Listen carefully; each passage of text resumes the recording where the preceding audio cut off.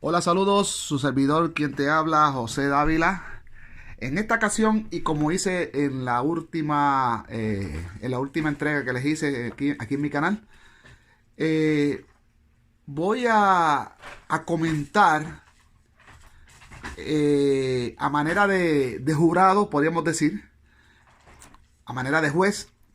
Voy a comentar este video que están viendo en pantalla. Esto es en YouTube. El video que he seleccionado para hoy, para hacer este video, se llama Debate Atea versus Cristiano, Religión, Ciencia y bla. Eh, la joven que presenta eh, este debate se hace conocer, ¿verdad?, en las redes sociales como la gata de Schrödinger o Schrödinger. Eh, Ella es española. Ella pues obviamente pues es la atea. Entonces, sin más, voy a entonces a correr el video y voy a hacer pausas cada vez que necesite intervenir y emitir un comentario. Eh, entonces, sin más, vamos a empezar. Voy a poner el video que comienza con la introducción de la muchacha, de la colega, en este caso la colega atea. Vamos allá. Pues como no me meto en suficientes berenjenales, hace unos meses me contactaron para debatir sobre la idea de Dios, la religión y todo eso y dije, why not, que puede salir mal. Bueno, no quiero hacer la introducción muy larga, aquí en la descripción voy a poner dónde empieza cada bloque del debate. Es verdad que no lo voy a poner entero, voy a hacer un resumen de, yo creo, los momentos más interesantes. Tendréis el link en la descripción del debate entero, que lo grabó la Fundación RZ, así que desde aquí muchas gracias por el despliegue de medios y también agradecer al Grupo Bíblico Universitario de Ciudad Real, que fueron los que me invitaron. Los bloques son si tiene sentido creer en Dios en el siglo XXI, si pueden convivir la religión y la ciencia, si la moral cristiana está obsoleta, y luego ambos hacemos una pequeña conclusión. El debate fue muy respetuoso por las dos partes, así que desde aquí agradezco a Gerson su disponibilidad para debatir estos temas. Además es algo que en España es muy poco común, así que lo celebro que se haga un debate en estos términos. Sí que hubo un momento más de tensión, que fue con el tema de la moral cristiana y cuando tocamos la homosexualidad, y ya lo veréis. Bueno, no es ninguna sorpresa, ¿no? Pero mi postura en el debate es la postura atea escéptica, y también se notarán mis referentes enseguida, que son sobre todo Richard Dawkins y Sam Harris. Veréis lo de Sam Harris también, lo de los 9 millones de niños y todo eso. De Richard Dawkins he de decir que hay muchísimas cosas que comparto en el libro del espejismo de Dios, que es su obra maestra por excelencia, pero sí que hay alguna crítica que he visto últimamente. Os voy a dejar por aquí el vídeo de Javier Santaolalla, que critica un poco la postura tan radical de Dawkins respecto al agnosticismo. Es muy interesante también ver esa perspectiva. Y no voy a enrollar más, me encantará como siempre leer vuestros comentarios y vuestras perspectivas respecto al debate, teniendo en cuenta que ni Gerson ni yo somos eminencias en este tema, somos dos personas con distintas perspectivas de vida y que sobre todo están abiertas al diálogo y que practican el pensamiento crítico, que eso es muy importante. Así que nada, espero que lo apreciéis y vamos para allá. A nivel de Dios me considero atea de facto, quiere decir que no estoy totalmente segura de que Dios no exista, pero pienso que es muy improbable y vivo mi vida en la suposición de que Él no está ahí. A partir de ahí, como escéptica, ¿no?, todos nos sentimos con derecho a expresar escepticismo a partir de cosas que pensamos o creemos que no existen, ¿no? Los unicornios, el ratoncito Pérez, el espagueti volador, el monstruo del espagueti volador, ¿no? Ok, voy a hacer un breve comentario a lo que comenta la atea, ¿no? La colega atea. Ella dice pues que ella vive en la suposición de que, pues, de que ese Dios no está ahí y que no tiene evidencia de que si existe o no existe. Eh, en mi postura como ateo y la de muchos, nosotros sí tenemos la convicción que no existe. Eh, es como que alguien me hable de un unicornio y yo tengo la convicción de que no existe ningún unicornio excepto los rinocerontes. Eh, entonces, también hay que acentuar de que todas las culturas tenían dioses. Hay que separar dos conceptos totalmente distintos. Está lo que se llama los dioses, que eso es un título, es como decir faraón, alcalde, presidente, ministro, dioses. Y está el concepto de un creador, una creadora. Son dos conceptos bueno, algunas religiones lo han fusionado, pero en realidad en otras religiones son conceptos distintos. Hay religiones que tienen dioses para cada cosa y un solo creador. Entonces, en el punto, ¿verdad? En el argumento en que yo me baso, si yo fuera invitado a un debate como este, no creo, obviamente no creo en los dioses, ni en el dios católico, ni en el dios de la Biblia judía, ni en los dioses hindúes, ni en los dioses egipcios, ni en los romanos, ni en los... En fin, en ninguno de los dioses. Sobre el argumento del creador o la creadora, bueno, siempre ha habido una insistencia por tirar porque el creador tiene que ser varón. Eso ya viene, pues, los agnósticos aún arrastran eso todavía ¿verdad? De las religiones abrahámicas. Eh, pero sobre el concepto de un creador, una creadora, tampoco tenemos evidencia. Y me es indiferente el tema porque si no hay evidencia de algo y cuando uno observa la naturaleza, uno observa lo que se crea y lo que se destruye, y no vemos ni en la creación ni en la destrucción, no vemos un ente, no vemos alguna inteligencia, algún orden predeterminado, sino que las cosas perdón, ocurren al azar, pues entonces pues no existe. Mientras no exista esa evidencia, la misma palabra lo dice, mientras no exista la evidencia, no existe el concepto que se propone o la idea que proponga cada cual, y todo pues queda en una creencia. Entonces hay que separar lo que es una creencia y una convicción. Eso del creador es una creencia individual que cada cual la cree a su manera, a sus términos y a su ideología, y de hecho cada cual crea a su propio creador a su imagen y semejanza, pero es una creencia. Mientras no exista la evidencia, no existe el concepto que propone la persona bueno, en el caso de los creyentes o los agnósticos, que son los agnósticos un punto intermedio entre el creyente y el ateo, pues mientras esa persona no pueda probar no pueda probar que existe un creador o una creadora, pues es indiferente el tema. No existe. Punto y se acabó. Cuando exista, hablamos. Pero si no existe la evidencia, si solo lo que tenemos en la mesa es una creencia, pues no existe. Entonces, esa debió haber sido una respuesta. Yo sé que la colega no tiene el tiempo para hacer eso, tiene que emitir respuestas breves. Y bueno, pues ya aclarado eso, vamos a dejar correr el video para que no se extienda más. Esta religión alternativa que ha surgido. Sin embargo, en el caso del dios abrahámico, yo creo que hay una necesidad de preocuparse y de poder debatir estos temas, porque una proporción sustancial de la población mundial creen profundamente en su existencia, ¿no? Entonces, yo cuando me preguntan si soy ateo, cuando debato con gente que no es ateo, yo siempre digo que solo soy seguramente un 1% más ateo que esa persona, porque esa persona tampoco creerá en Zeus, ni en Apolo, ni en Ra, ni en Thor, ni en el monstruo del espagueti volador, entonces simplemente yo solo voy un dios más allá. Entonces, un ateo en este sentido físico, ¿no? Es alguien que no cree, yo me considero alguien que no cree que hay nada más allá del mundo natural y físico, que no hay una inteligencia creativa sobrenatural escondiéndose detrás de nuestro universo observable, que no hay un alma que dure más del cuerpo y que tampoco existen los milagros, entendidos como algo que ocurre en nuestra naturaleza que todavía no podemos explicar. Y si hay algo que parece más allá del mundo natural y físico, esperamos conocerlo al cabo del tiempo, como puede ser ahora mismo pues, la mecánica cuántica, la física cuántica, o los límites, los confines del universo, esperamos conocerlo mediante el método científico, mediante la investigación científica. Voy a hacer un comentario que no tiene que ver nada a lo que ya estaba diciendo, pero creo que es necesario decirlo. Mira, sabemos que aquí en lo que se conoce como el Nuevo Mundo, las Américas, pues esta creencia del cristianismo, catolicismo, cristianismo, pues nos las entregaron. Y no que nos las entregaron así como viene el cartero y entrega una carta.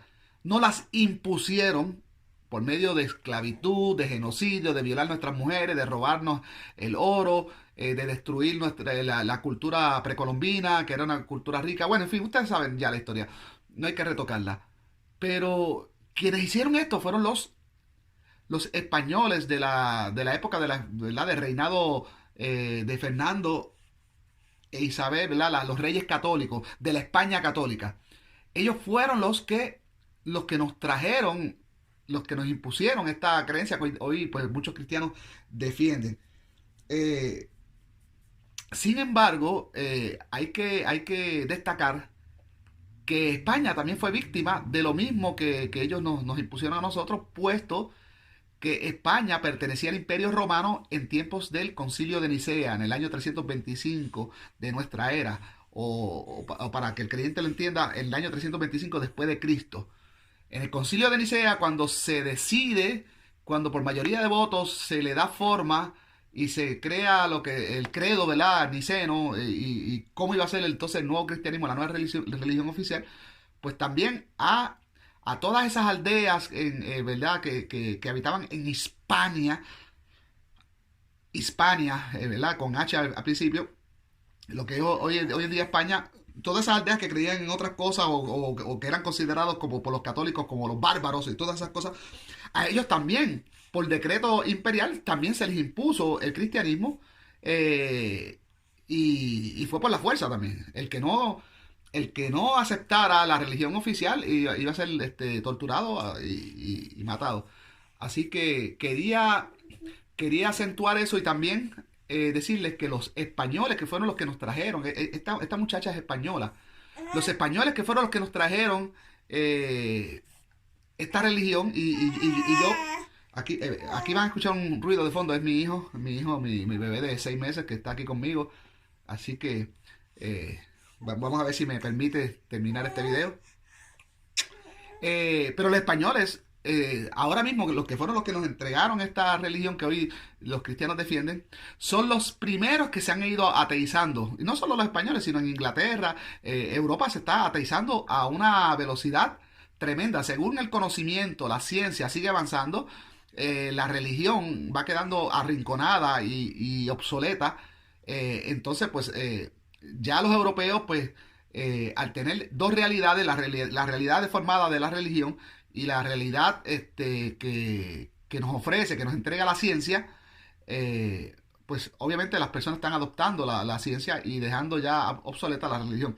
Entonces, el cristianismo ha perdido mucho poder, perdón, en España. Y ya vemos, aquí hay una colega atea que es española eh, y, y pues representa a esa España que fue la que nos colonizó. Y no es ella la única. Si usted busca cualquier video en YouTube, si usted busca debates ateos o temas ateos, ¿verdad? En el idioma castellano, en el español, lo más que usted va a encontrar son expositores, perdón, conferenciantes españoles, precisamente españoles. O sea que el YouTube, el mundo de YouTube, en cuestión del tema de ateísmo, está inundado de conferenciantes y expositores o YouTubers españoles.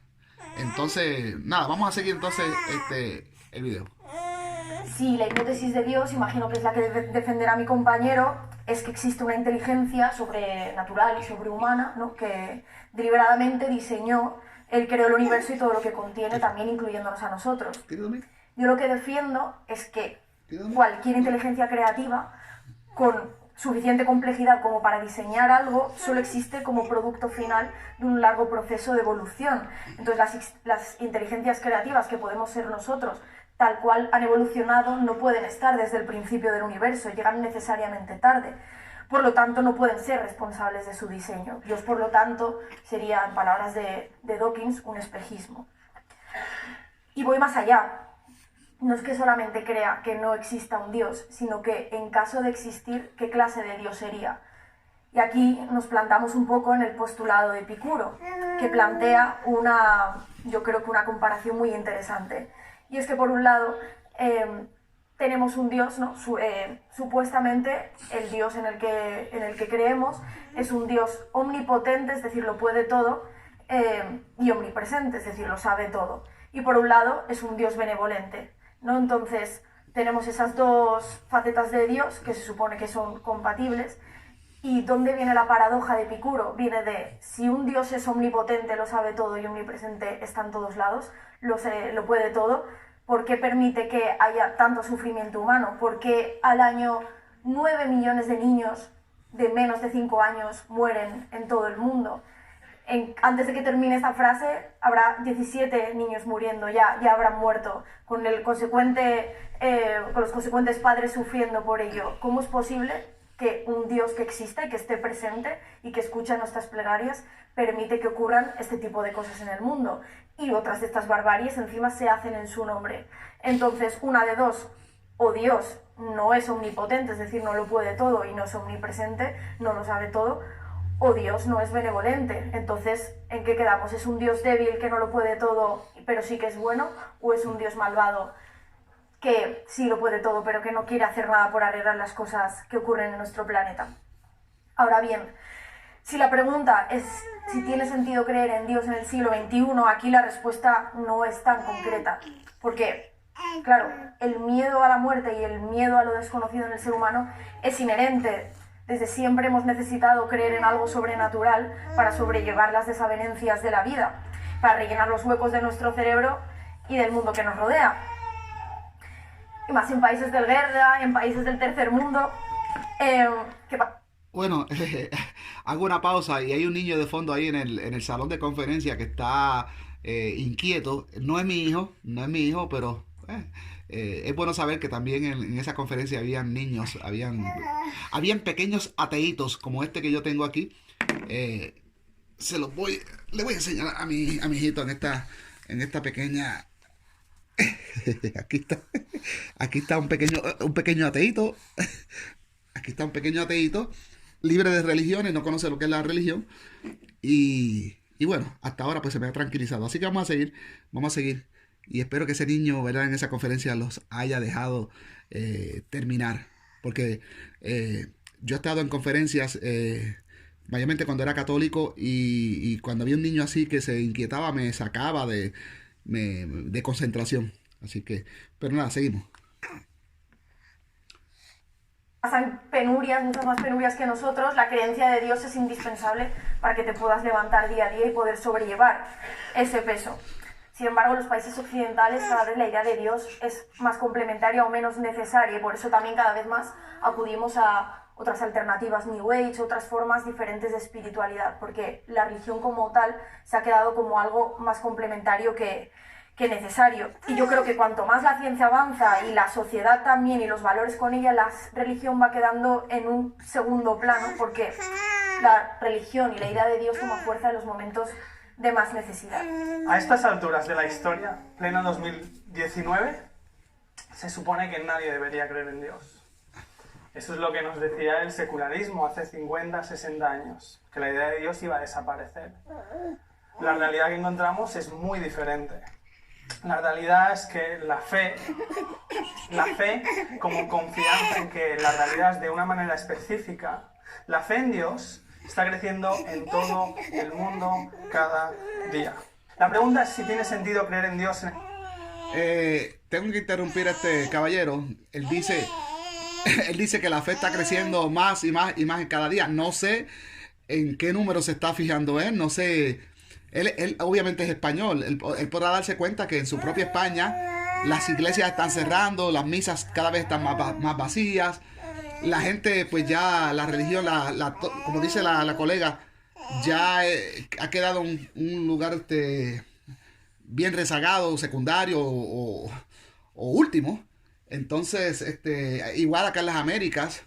Entonces no sé a qué números, a qué fuentes, porque tampoco no las entrega, a qué fuentes ¿verdad? se refiere él, donde él alega de que la religión y la fe ha ido creciendo.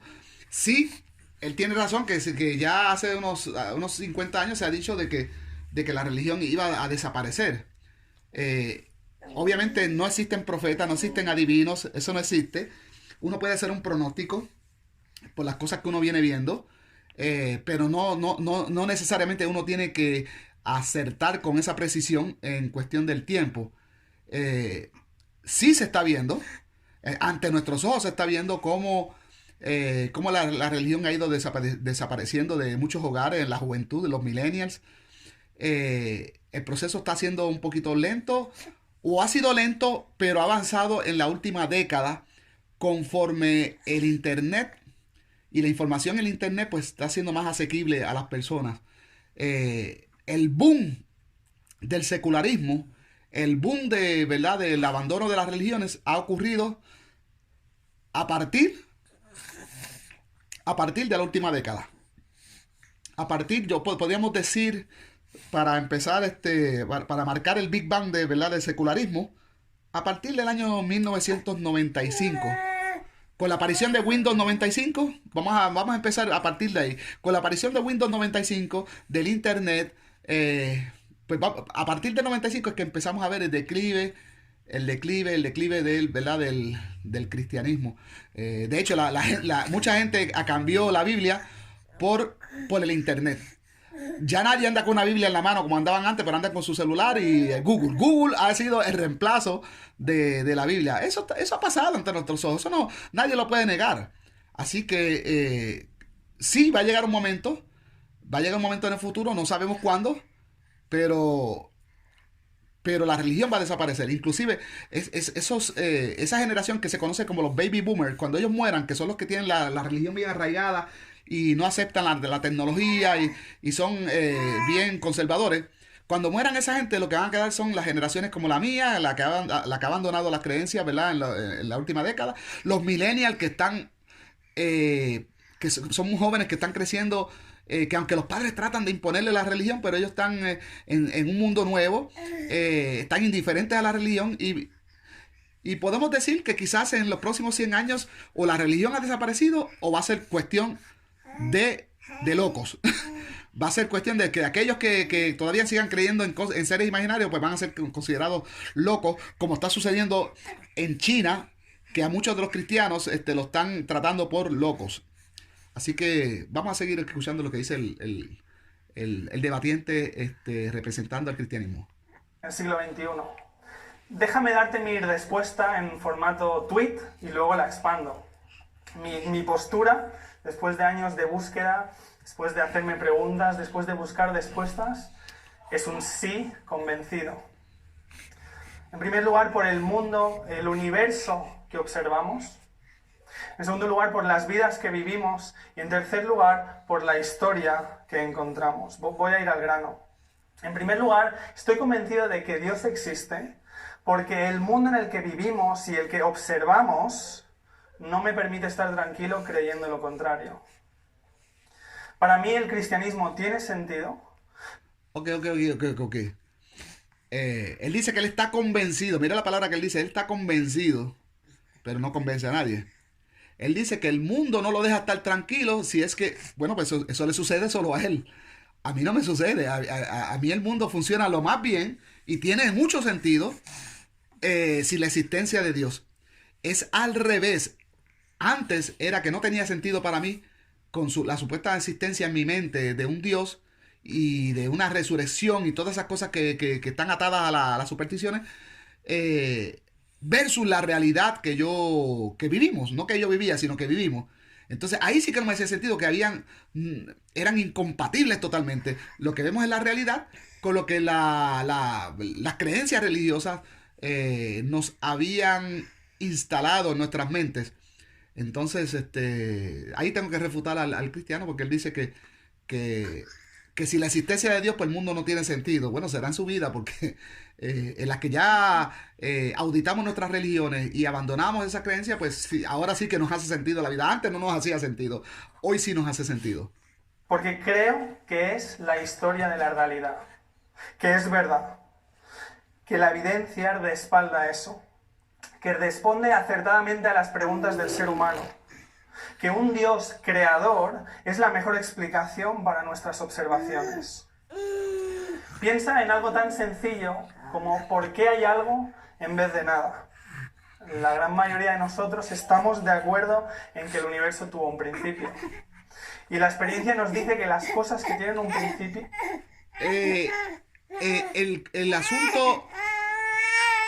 El asunto de que si el universo tuvo un principio, ya algunas mentes escépticas que sabemos que también en la ciencia se cuelan dogmas, sabemos, eso no lo podemos negar, que hay dogmas y cuando se establece una postura oficial y se han creado y se han escrito... vamos, vamos hijo. Cuando sabemos que se han escrito miles de libros basados en la postura oficial, es difícil dejar todos esos libros obsoletos. Pero eso de que el universo tuvo un principio es una creencia, o es una hipótesis, es una teoría, eso no es comprobable. Y es muy probable que el universo siempre haya existido. Tienen una causa. Tiene todo el sentido del mundo que nos hagamos la pregunta, ¿cuál es esa causa del universo? Vemos al mayor artista, un creador de las estrellas, las montañas, de los ríos, del código genético. Cada vez que vemos un paisaje nos deja sin aliento. Escuchamos el eco de nuestro instinto que nos apunta a lo trascendente. Otro argumento que encajaría en este punto es el aparente diseño del universo, con una precisión tal que es casi inexpresable. Una precisión tal. Este hombre piensa de que el universo es solo nuestro sistema solar. Pero el universo es mucho más que eso y no hay ninguna precisión, tal como él lo dice. Si tú haces del universo solo nuestro sistema solar, estás minimizando el universo. El universo en todo su contexto, dentro de lo que podemos ver, porque nuestros telescopios más potentes solo tienen limitaciones. No hay un universo tan preciso como él dice. Todo es al azar. No hay nada que esté sincronizado como aparenta ser.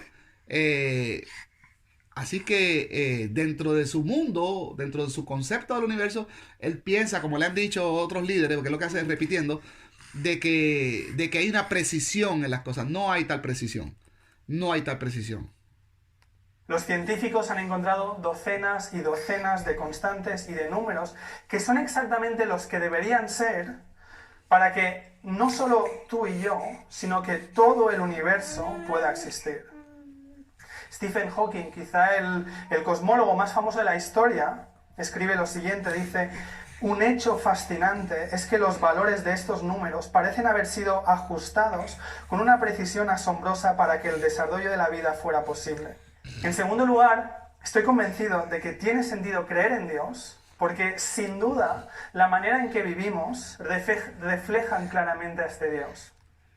El hombre está citando a Stephen Hawking.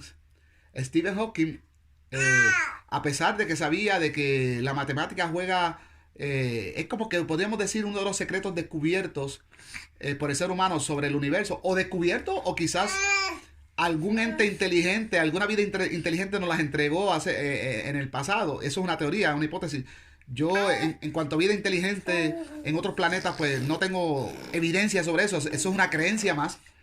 Pero en fin, pues la matemática, pues no tenemos el origen exacto de dónde vienen los primeros cálculos matemáticos. Pero el mismo Stephen Hawking no era creyente en Dios. Él sabía que no existía un Dios. Así que no sé por qué este debatiente cristiano pues trae a Stephen Hawking aquí a la mesa, como que tergiversando o tratando de dejar ver que Stephen Hawking era un creyente. No somos solamente cerebros clavados en un palo. Nuestros anhelos y deseos, nuestros miedos e ilusiones son reales y apuntan hacia Dios. Un fundamento objetivo sobre el que descubrir y construir nuestros conceptos de justicia, de propósito, de origen, de destino. Y si en el primer punto veíamos las huellas de un Dios creador, en este caso profundizamos un poco más y nos apunta al carácter de ese Dios, y no de cualquier Dios. Quizá el ejemplo más claro es el sentimiento profundo, universal, de que tenemos, de que existe tal cosa como la justicia. De que podemos decir con confianza que algunas cosas están fundamentalmente bien y algunas cosas están fundamentalmente mal. En último lugar, pero para nada menos importante, si pienso que la realidad es que existe un Dios, es sin duda convencido por la persona de Jesús. Mira, si yo miro a esta sala, yo soy graduado en Ingeniería de la Edificación, puedo darte muchos detalles, puedo apuntar a que alguien la diseñó, puedo incluso apuntar a algunas partes del carácter de esa persona, pero sabes, no puedo decirte el nombre de la persona que diseñó la sala simplemente observándola, a no ser que el arquitecto hubiera firmado en algún lado, o mejor aún que venga él y se presente. En Jesús vemos al arquitecto del universo y de la vida entrar en su propia obra de arte. Solo digo una cosa, la fe cristiana se sostiene o se cae con la historia. No es un cuento inconexo, es verificable. Si Jesús no fue quien dijo ser, yo estoy perdiendo el tiempo y esto no tiene sentido, pero si Jesús fue quien dijo ser, lo cambia todo. Menciona... Bueno, lamentablemente ahí te tiraste por el precipicio, te tiraste al suicidio. Antes de haber venido a debatir, debiste haber auditado tus creencias, haber auditado sobre lo que, en el conocimiento, cómo hemos avanzado, cuando le hemos hecho ¿cómo podríamos decir? Un examen forense al cristianismo. Y lo que los académicos de hoy en día hemos encontrado, las mentes de hoy en día hemos encontrado y las conclusiones que hemos llegado. Primero ya estás diciendo de que Cristo es el creador del mundo. Mire, amigo mío, no sé, bueno, el nombre de usted ¿verdad? Fue suministrado al principio del video. Cristo es una creación también del hombre. Dios es una creación también del hombre. Si usted dice que Cristo fue quien dijo ser, Cristo, en ningún momento Cristo dijo que Él era quien era, sino los autores que crearon ese personaje. Cristo en ningún momento ha hablado, Cristo en ningún momento ha escrito un libro, simplemente de Cristo se sabe porque gente escribió sobre él. ¿Y sabe qué, amigo mío? Esa gente que escribió sobre él, no sabemos quiénes fueron. No sabemos quiénes fueron. Son escritos anónimos. Y las cosas que escribieron de ese personaje de Cristo no son cosas que de momento hoy en día, si las leemos insuladas, si las leemos, ¿cómo podríamos decir? Si las leemos sin leer todo el contexto literario de verdad del Mediterráneo, de la antigua literatura, si leemos solo estos textos de la Biblia aislados al resto de la literatura, pues nos puede sorprender porque pareciera como que Jesús era un hombre sobrenatural, que hacía un montón de cosas, pero cuando ya no lo leemos aislado, cuando leemos toda la literatura que había disponible desde antes del cristianismo, nos empezamos a dar cuenta, caray, espérate, este Cristo no hizo nada, entonces nada novedoso. Ya antes que él habían otros hijos de dioses que habían resucitado y habían resucitado a otros que habían hecho maravillas, magia, etcétera, etcétera, etcétera. Porque la iglesia llama esas cosas que se leen en el Nuevo Testamento como milagros, pero en realidad era magia. Tú sabes, hay que procesar todo lo que leemos en la literatura con la misma vara. ¿Y por qué en unos libros de texto llamarlos magia y en otros milagros? Es lo mismo, en la práctica es lo mismo. Entonces, dejamos la palabra milagros afuera y magia. Entonces, no vemos nada nuevo. Jesús es una construcción más para competir con otras deidades o otros semidioses de la época. En un mercado, porque tratar de introducir la creencia de Jesús era como tratar de introducir un nuevo refresco en un mercado que estaba dominado por la Coca-Cola, por la Pepsi-Cola y otros más. Es exactamente lo mismo que sucedió ¿verdad? En lo que sospechamos que fue el cuarto siglo, cuando se insertan estos textos a la comunidad creyente, a la comunidad naciente, ¿verdad? En el Concilio de Nicea. Y esto pues se inserta en un mercado donde ya otros semidioses habían hecho cosas hasta más extraordinarias que las que hizo el supuesto Jesús. Así que seguimos. El dilema de Epicúreo. También lo dice Lex Luthor en la película de Batman contra Superman, ¿verdad? La que salió hace unos años. Él menciona el mismo problema. Que si Dios fuera todopoderoso, no debe ser bueno, porque está el sufrimiento. Pero si Dios es bueno, no debe ser todopoderoso, porque está el sufrimiento. Este es un argumento que se oía mucho hace décadas, pero la verdad es que académicamente no se defiende, porque creo que fácilmente podemos ver en nuestras propias vidas que no siempre se sostiene. Mira, yo soy padre de un niño de 5 meses, se llama Lucas, y el martes le pusimos las vacunas. A mí se me partió el corazón porque está el niño ahí sonriendo y de golpe grita, pues no sabe qué está pasando, él no entiende lo que está pasando. Creo que las vacunas son un ejemplo, a menor escala, de que no siempre que podemos evitar el dolor lo hacemos. A veces lo permitimos por una razón. Si hay una razón, tiene sentido. Creo que nadie diría que yo soy mal padre por permitir que Lucas pase por las vacunas, o que yo no tenga la capacidad de evitar que él se las dé. Sí. Oye, bueno, no sé qué iba a decir la compañera, pero óyeme, ¿qué clase de ejemplo has puesto de las vacunas? No me vengas a decir a mí que, por ejemplo, el Hospital St. Jude aquí en Estados Unidos, que es un hospital donde está lleno de niños pacientes de cáncer, que ellos tienen que pasar ese sufrimiento para que algo más suceda más adelante, que ellos tengan que morir para que otras personas en el futuro se beneficien, o que miles de personas tengan que morir de hambre, aún clamándole a ese Dios inexistente, pero vamos a suponer que existiera, ¿verdad? Como pone este hombre. Vamos a poner que el ser existe. Entonces, que personas tengan que pasar por hambre, por dolor, por miseria, por la tortura, porque sea un plan supuestamente, porque no, eso es inconcebible. Bueno, vamos a seguir el video. De verdad que qué mal ejemplo utilizó.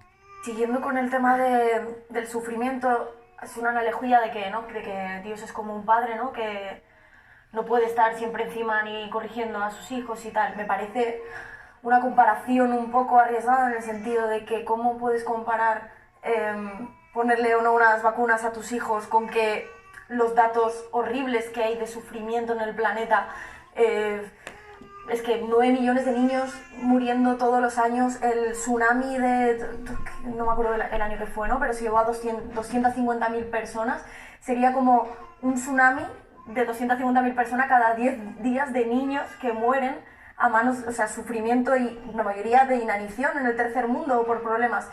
Y no solo eso, muchos de esos padres encima están en la fe equivocada, ni siquiera son cristianos, por lo tanto ni siquiera, o sea, ¿qué clase de Dios no se muestra, no hace una revelación para la gran mayoría de las personas para que puedan optar a la salvación eterna? O sea, que... Ok, voy a aclarar algo que mencionó la atea, la compañera atea, no sé el nombre, vamos a decirle la gatita, ¿verdad? Porque ella se llama la gata de Schrödinger.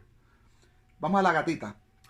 Le voy a hacer una corrección, porque yo sé que a veces uno en debates así en vivo, pues se le van unas cosas que después uno pues desearía corregirla. Lo voy a corregir por ella. No es que esas personas que tienen sufrimientos como el tsunami que ella mencionó en Tailandia, y que me parece que fue en 2000, 2001, por ahí, y otras calamidades que han pasado, no es que las personas estén en una fe equivocada. Decir una fe equivocada es tú misma reconocer que hay una fe que es verdadera y que las otras están equivocadas. Entonces tengo que hacer la corrección. Ellos no están en una fe equivocada, sino en una fe distinta a la católica, porque aquí es obvio que estamos en la España, estamos hablando de que este muchacho cristiano, pues es un católico cristiano. Entonces, no es que esté una fe equivocada, sino una fe distinta, porque todas las fe están equivocadas. Todas. Así que quería hacerle esa corrección a nombre de esta muchacha, la gatita, que yo sé si ella tropieza con este video, pues me va a dar la aprobación a esta corrección. ¿Qué dice eso de ese Dios del que estamos hablando? Respecto a otras cosas que has dicho en tu intervención, me has comentado que el número de creyentes está aumentando en todo el mundo. ¿Es en concreto en el cristianismo, te referías? ¿O en general? Lo he dicho en general, aunque también en el cristianismo. Y cuando digo, perdón, cuando digo el mundo me refiero globalmente, no en cada país. Claro, porque si vemos a los países desarrollados, en países occidentales y en Estados Unidos, los datos son que está decayendo, sobre todo. También las vocaciones religiosas han caído, este año, no sé si, en 10 años un 20%, hay un gran problema, o sea, cayeron un 50% los sacerdotes que se han ordenado este año. Vemos otros signos de decadencia de la creencia religiosa como tal, ¿no? Como por ejemplo pueden ser las bodas. En 15 años hemos pasado un 70% de bodas oficiadas por la Iglesia a un 20%. Son datos que nos indican que en el mundo desarrollado hay un desapego por esta moral, por la religión católica como tal, ¿no? Y yo esto lo conozco más, el tema de la espiritualidad alternativa, así decir, ¿no? Que la gente, pues, al final necesitamos creer en algo y la religión es el mayor club social de la historia, eso es así. Un gran problema que tenemos los ateos es que es como juntar un rebaño de gatos, que es que como no tenemos, cada uno va a su bola, es imposible juntarnos en algo. Sin embargo, la religión, ¿no? es mucho más club social y al final la gente necesita formar parte de algo, y esto lo vemos en multitud de escala, ¿no? La gente necesita dar sentido a su vida en algo, desde las personas religiosas hasta los terraplanistas, otro campo que conozco en profundidad, digamos. El tema del sexo. Bueno, tremenda respuesta. Pensé que ya no iba a abordar eso, a corregir, ¿verdad? Lo que este muchacho decía, que la fe que está creciendo. Muy buena respuesta, ya yo la había dado, ella abundó más, ¿verdad? En mencionar, ¿verdad? La decadencia que hay en sí, en la ordenación de nuevos sacerdotes. Ya no hay ese interés en los jóvenes, tanto para convertirse en sacerdotes como en monjas. Eh, entonces, vemos las iglesias vacías, como ella menciona, las bodas oficiadas por la Iglesia Católica son menos. Inclusive, lo último que están haciendo los millennials es que ni siquiera por lo civil están optando por casarse, solo por convivir. Y bueno, yo como conocedor de la Biblia, lo único que tengo que decir es que ni la Biblia ni siquiera habla de que uno tiene que casarse tal como lo hacemos hoy en día con bodas y todas esas cosas. No, el mandamiento único que habla de verdad, de la Biblia, la Biblia sobre las bodas, es: el hombre y la mujer dejarán a su padre y a su madre y se unirán y serán uno solo. Ya, that's it. Eso es lo único que dicen. Y eso es sinónimo de, ¿verdad? De convivir. Lo demás, lo que se hacían eran banquetes de boda. Banquetes de boda. Se reunían ¿verdad? Los padres de los nuevos novios y hacían un banquete y celebraban. Nada de sacerdocio, de religioso, nada de eso. Inclusive en el Nuevo Testamento, la primera boda, ¿verdad? Del personaje de Jesús, la primera boda mencionada, ¿verdad? En el siglo I, ¿verdad? En el Nuevo Testamento, valga la redundancia. Pues Jesús fue un invitado que de hecho ahí se menciona que cogieron tremenda borrachera, porque ahí mismo menciona de que, y me estoy saliendo un poquito del tema, pero bueno, yo lo quiero mencionar. Ahí menciona de que en esta boda habían unas tinajas de barro que usaban los judíos para purificarse las manos. Esas tinajas que todavía se ven, la arqueología las han encontrado y todavía se hacen, son unas tinajas bien grandes. Eran 6. Son altas. Estamos hablando de algunos 4 o 5 pies. ¿Verdad? Si en centímetros, pues no sé cómo, pero aquí en la medida americana, pues de unos 4 o 5 pies cada una de esas jarras. Entonces, imagínate, si ya los invitados se habían bebido 6 de esas tinajas. Sabemos que esto es un mito, esto no ocurrió, pero el autor pues nos lo está contando. Esto no eran salones grandes, eran casitas, eran un par de invitados. Entonces imagínense esos par de invitados bajarse 6 tinajas de vino, y después viene Jesús, le hace un milagro y le da 6 tinajas más. Es obvio que ahí hubo una borrachera, un desmadre, un despelote del carajo. Pero esto era un banquete, esto era una fiesta, lo que se llama las bodas. Pero no como la iglesia lo hizo, que donde la iglesia metía la mano, donde debía tener un oficial ¿cómo podríamos decir? Donde un sacerdote católico tenía que ser como testigo de la boda y eso tenía que quedar en documentos, registrado en el Vaticano. Esas cosas, pues no, esos son inventos de la iglesia para, para empoderarse, ya no era una boda entre dos, sino entre tres. Entre la iglesia y ¿verdad? Y las personas, los novios que se casaban. Al igual que hoy en día, la gente se ha dado cuenta aquí, por ejemplo, en Estados Unidos, si tú te casas por lo civil, ya la boda no es entre dos, sino entre tres, porque ya el gobierno tiene injerencia, tiene poder sobre tu matrimonio. Inclusive, para tú deshacerte de ese matrimonio, el gobierno decide qué parte te toca a ti, qué parte le toca al otro, quién es la custodia de los hijos, bla, bla, bla. Entonces ya no es una boda entre dos, sino entre tres. Pero vamos a abandonar ese tema y vamos a seguir lo que están hablando los muchachos ahí en este debate. Es un tema muy personal y muchos podrían imaginarse que la visión cristiana es simplemente que cada vez que alguien se divierte, pues gatos están muriendo, que la diversión está mal. Muchos piensan que los cristianos piensan eso, pero creo que no es una representación adecuada. La Biblia tiene una visión muy alta del sexo, no como algo sucio, no como algo que tenga que esconderse, sino como algo que tiene que disfrutarse. Yo soy cristiano y disfruto mucho el sexo con mi mujer. Creo que muchas veces pensamos que cualquier tipo de represión, de límites es negativo, pero creo que hay que cuestionar eso, porque en la vida real no vivimos así. El cristianismo habla del sexo como algo que tiene una visión muy alta, como algo que tiene poder en el sentido de que tiene una fuerza que impacta a las personas. La palabra original es gesed, es como dos telas que se tejen. Por eso está... Ok, voy a hacer una pausa. Él dice que el cristianismo habla del sexo. ¿Qué cristianismo habla del sexo? ¿Estamos hablando del catecismo católico? ¿Estamos hablando de los dogmas católicos, de los cristianos, ¿verdad? Los escritores cristianos modernos que se han expresado en cuanto al sexo? Porque la Biblia, en cuanto al sexo, lo que nos dice es otra cosa. Lo que hay que ver son las cartas paulinas, las cartas de Pablo, ¿verdad? Porque sabemos que el catolicismo eh, es como que mitad niceno, mitad, ¿verdad? Moldeado hacia las creencias mitraicas del emperador Constantino. Y la otra parte, la parte como teológica, es basada, ¿verdad? En el pensamiento de Pablo de Tarso, o San Pablo, como se le dice en el catolicismo. Y la cuestión que dice, ¿verdad? Cuando se trata del asunto del sexo, porque Pablo de Tarso es como el Moisés del cristianismo. Si Moisés era el legislador, ¿verdad? De los judíos, Pablo de Tarso era el legislador, y así lo ha sido por 2000 años, el legislador de los cristianos. Y él lo que decía es que no se casen.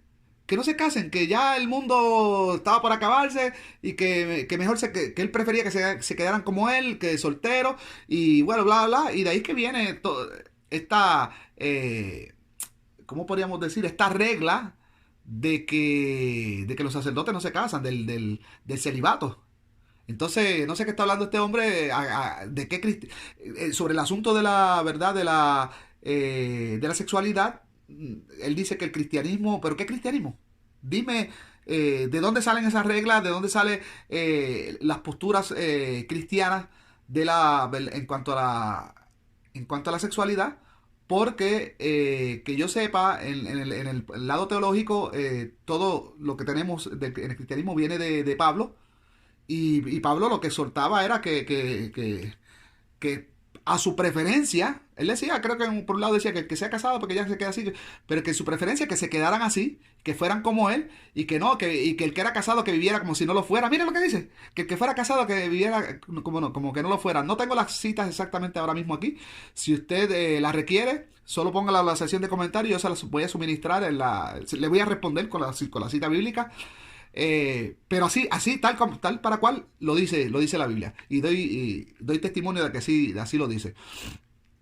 Así que por favor, este debatiente que presente sus fuentes del cristianismo donde se aborda el tema de la sexualidad, y usted va a ver que son escritores posteriores modernos que hasta se han aislado de su propio núcleo del cristianismo, inventando cosas, tratando de readaptar el cristianismo a los tiempos modernos, y prácticamente ya podríamos decir que los escritores modernos del cristianismo se han apartado tanto del núcleo que ya prácticamente si a Moisés lo catalogaron en su momento como un Viejo Testamento, porque prácticamente la Biblia hebrea, que es prácticamente la ley de Moisés, y todo lo que se escribe y todo lo que se dice es basado en la ley de Moisés, todo eso quedó obsoleto por los cristianos y le llamaron Viejo Testamento.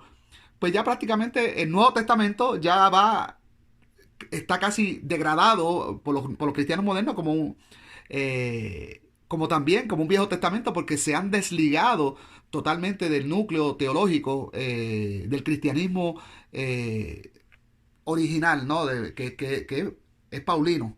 Eso siempre se ha sabido, que el cristianismo niceno es paulino.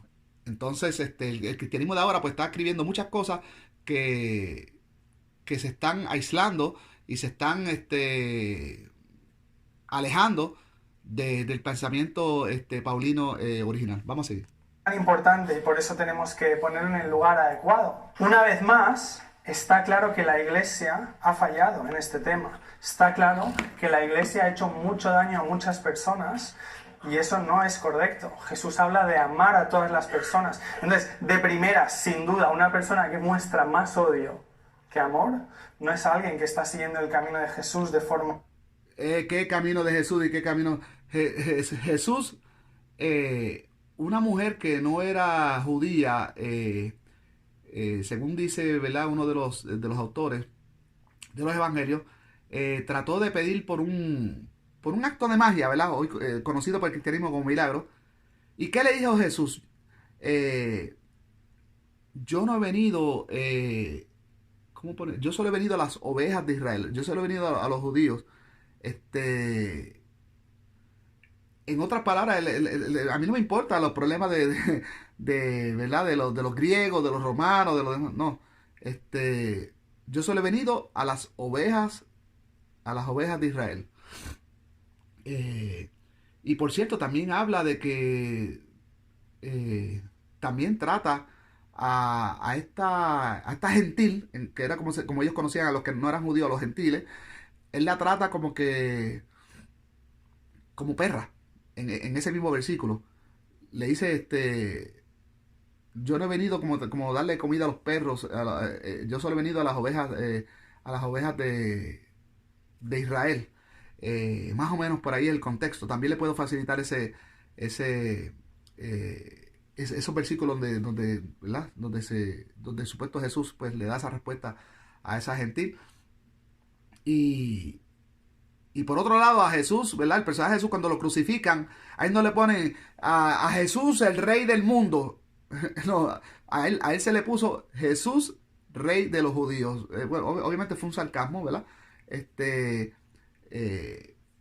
Pero cuando Jesús se refería a amor, era amor entre ellos mismos, no amor a los gentiles. Y de eso podemos hablarlo y buscar todos los versículos y reunirlo para que usted se dé cuenta de que en realidad la historia de Jesús, los autores lo que trataron es de crear un personaje judío, un rabino judío de la época, y que era solo para judíos. Ahora, Pablo de Tarso ya era otra cosa. Pablo de Tarso, pues sí, ya era como que el Moisés de los gentiles. Pero Jesús era judío, y su mensaje, ¿verdad?, según los autores, era un mensaje pues para los judíos. Correcta, entonces está claro, no podemos dudarlo. Pero tenemos que tener cuidado quizá con la idea contraria. Creo que parte de lo que está pasando con el sexo es que nuestra sociedad lo está uniendo con nuestra identidad. Hoy en día tu identidad tiene que ver con el sexo que tienes, con quién lo tienes. Eres tu sexualidad, nos dicen de alguna manera. Y creo que hay que tener cuidado porque es una idea que puede ser muy opresiva. también puede hacer daño a personas. Muchas personas no tienen sexo por muchas razones y esta idea les dice que no tendrían esperanza de encontrar satisfacción última. E incluso a las personas que sí lo tienen, esta idea les diría que esto es todo lo que hay. Creo que yo pondría en duda esa visión del sexo como el lugar en el que encontramos la satisfacción última o la vida plena, a pesar de que creo que es algo bueno.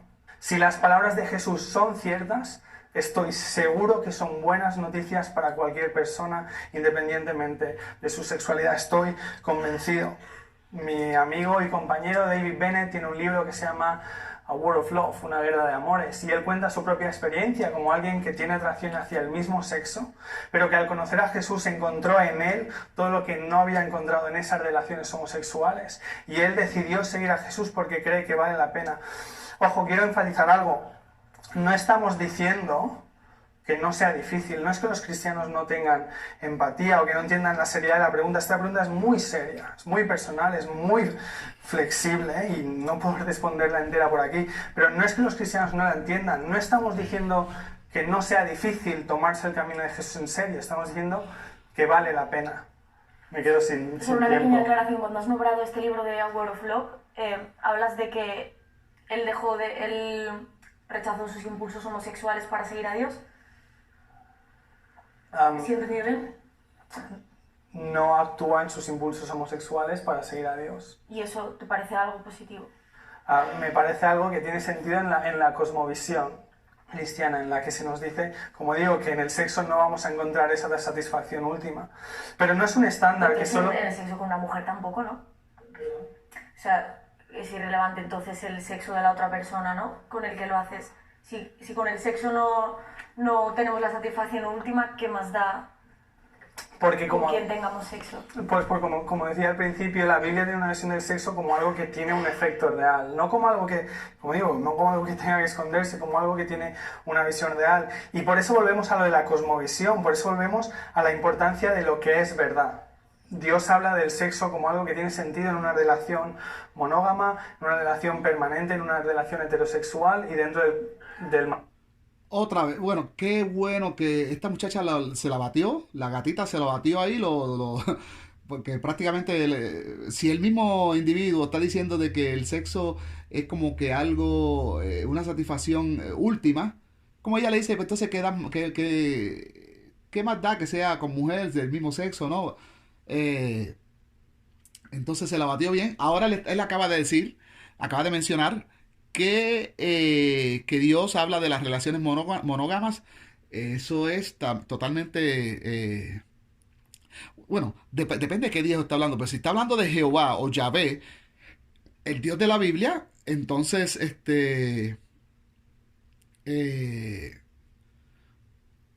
pues no ha leído la ley mosaica. Y Moisés supuestamente, según la creencia, es el hombre que habló con Dios y Dios le entregó su ley. Y dentro de esa ley, la poligamia, el tener más de una mujer está consentido por Dios. Solo hay unas pequeñas regulaciones de que no tengas a dos hermanas para que no se peleen, que no tengas a dos hermanas por mujer, pero es la única regulación. Puedes tener más mujeres y los patriarcas tuvieron más de una mujer. De hecho, también la ley consiente la esclavitud y tiene regulaciones con los esclavos, qué puedes hacer, qué no puedes hacer. En fin, no sé de dónde está sacando de que las relaciones monógamas, porque aún en el Nuevo Testamento, cuando único se menciona de que los hombres tengan una sola mujer, estamos hablando, como les dije anteriormente, está el Moisés del Nuevo Testamento, que es Pablo de Tarso, y Pablo de Tarso, no sé si en la carta a los Efesios, o una de esas cartas que él envió, o a Timoteo, no sé, una de ellas, ¿no? Él le dice al recipiente de esta carta, le dice, mira, si estás buscando ¿cómo se llama? Un obispo, pues que este sea casado con una sola mujer. Pero hay que ver el contexto de esa época, porque tú podías estar casado con una mujer, y estamos hablando les acabo de decir que para esa época no se hacían bodas así por la religión. Eso vino mucho después del Concilio de Nicea, y que la religión cristiana se volvió oficial, y concilios posteriores donde el engranaje de la iglesia tal como la vemos hoy en día, donde está el catecismo católico, pues ya había sido eh, diseñado, pero para este tiempo era solo vivir nada más. Lo único que podía constar de tu familia, de tu esposa o tus esposas, era los censos que se hacían. Entonces, en el contexto de antes, tú podías tener una mujer, podías tener dos, tres, y ellas representaban a tu mujer. O podías tener una mujer, la principal, y podías tener un montón de concubinas, tener hijos con todas ellas, pero tu mujer era una sola. Entonces, en el contexto que Pablo estaba, si tomamos la palabra de Pablo en el contexto de la época, él se pudo referir a, mira, busca una persona que solo tenga una mujer, que no tenga varias, que no haya que dividir herencias entre dos mujeres, no, sino que tenga una, la concubina, aunque se acostaba con el hombre y tenía hijos con ella, pero si usted ve en los relatos antiguos, había como que una posición legal en el sentido, aunque en la práctica fuera lo mismo, pero había una posición legal, era como que una sola mujer, y entonces a esa se le llama la esposa, y a la otra tenía el título de concubina. Entonces, si ves lo que está diciendo Pablo, él no está hablando de la concubina, está diciendo que solo tenga una mujer, pero no está diciendo que no tenga ninguna concubina. Él no ha mencionado eso. Y tener concubinas en esa época era algo normal. Si una persona tenía el dinero para tener varias mujeres, si tenía la riqueza para tener varias mujeres, se las podía dar, como las tuvo Abraham, que era ¿verdad? Según lo describen los autores ¿verdad? de la Torá, pues era un hombre rico. Entonces, en ese contexto histórico es que Pablo, que es el único que menciona, si tratamos de leerlo bajo el lente del siglo XXI, que ahora sí se estableció eso de la monogamia y se le puso título y ahora es un delito. Si lo vemos, si leemos ese versículo con el enfoque del siglo XXI, pues lo vamos a entender así, pero no, hay que leerlo en el enfoque del siglo primero, de esos primeros siglos, donde era normal que una persona que tuviera muchas propiedades, que tuviera dinero, tenía una esposa, pero tenía muchas concubinas.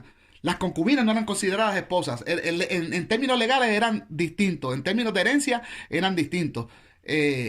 Pero en la práctica, ahora sí, si lo vemos con el enfoque de hoy en día, en la práctica eran mujeres también, porque se acostaban con él, le proporcionaban hijos a la persona y compartían en el seno del hogar.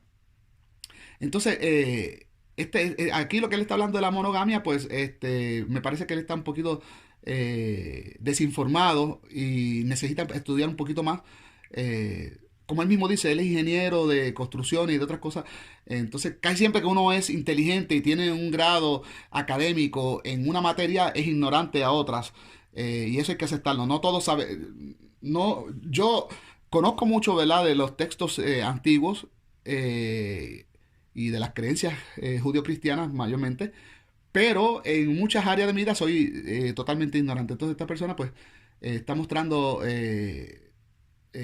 ignorancia en muchas áreas, ¿verdad? De la teología que él mismo profesa. Vamos a continuar. Matrimonio es lo que veo en el carácter de Dios. Y si Él está ahí, mi opinión tampoco es la que importa. Es su existencia. Y si sus promesas tienen peso, mi experiencia la tienen. Yo creo que esta es una de las razones por la que cada vez más jóvenes se sienten desconectados de esta moral cristiana, porque estamos en una sociedad que parece que la religión se ha quedado un paso atrás y la gente acepta con total normalidad todo tipo de relaciones, sean homosexuales, heterosexuales, bisexuales, sin ningún tipo de problema. Y yo creo que es un choque muy frontal con que todavía se siga en ese discurso de no, solo está bien si quieres a otra persona de tu mismo sexo, porque la sociedad está avanzando en un lado completamente contrario. Y yo creo que ella quiso decir que no solo está bien cuando tienes relación con una persona del sexo opuesto. Ella se equivocó y dijo del mismo sexo. Hago la aclaración de lo que ella quiso decir, que se entiende, ¿no? Que ella quiso decir eso, pero se equivocó. Ella está queriendo decir que solo la iglesia ve con ojos buenos si la relación es con el sexo opuesto. Lo que choca, como está diciendo ella misma, lo que choca con las mentes del siglo XXI, donde ya ven una relación bisexual, una relación homosexual, con buenos ojos. Aunque en este punto yo soy ateo, pero el tema de la homosexualidad es un tema que no estoy tan abierto y no es que arrastre dogmas y pensamientos de la religión. Simplemente sabemos que estas cuestiones ¿verdad? De la homofobia no vienen de una deidad, sino vienen de personas que eran homofóbicas, que se sentían incómodos con relaciones homofóbicas, pues para controlar eso diseñan estas reglamentaciones que vienen y después dicen y que un Dios se lo dijo, pero en realidad pues son sentimientos que siempre han existido entre relaciones homofóbicas. Entonces, en ese plano, yo con el asunto del homosexualismo no me siento cómodo. No me siento cómodo, yo pienso, pero bueno, no voy a hablar de ese tema ahora, porque hay muchas personas que piensan que por ser ateo ya automáticamente tú aceptas todas estas cosas, y no, yo soy un ateo muy claro ¿verdad? De lo que es la definición de ateísmo, que es sin dioses y de la cuestión de religiosa, pero el aceptar cosas como el homosexualismo, ahí es un tema que para que me entiendan bien en el contexto, pues, tendría que ser un video total sobre esto.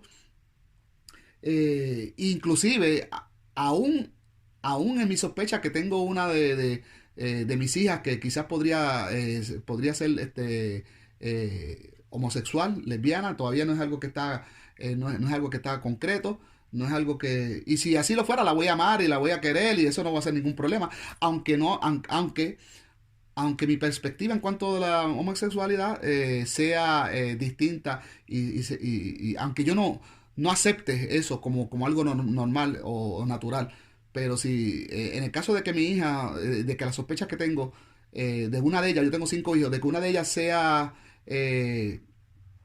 homosexual, la voy a amar, la voy a apoyar y todo lo que sea, pero todavía tengo chance de equivocarme, son solo sospechas de padre, que bueno, uno siempre tiene esos miedos, a lo mejor me equivoco, pero, pero en fin, lo que quiero decir que no es que estoy hablando sobre el tema así o tirando la bolita en contra de los homosexuales, porque la situación podía estar tocando mi propia puerta. Y el que la toque no quiere decir que yo voy a cambiar mi opinión sobre el tema.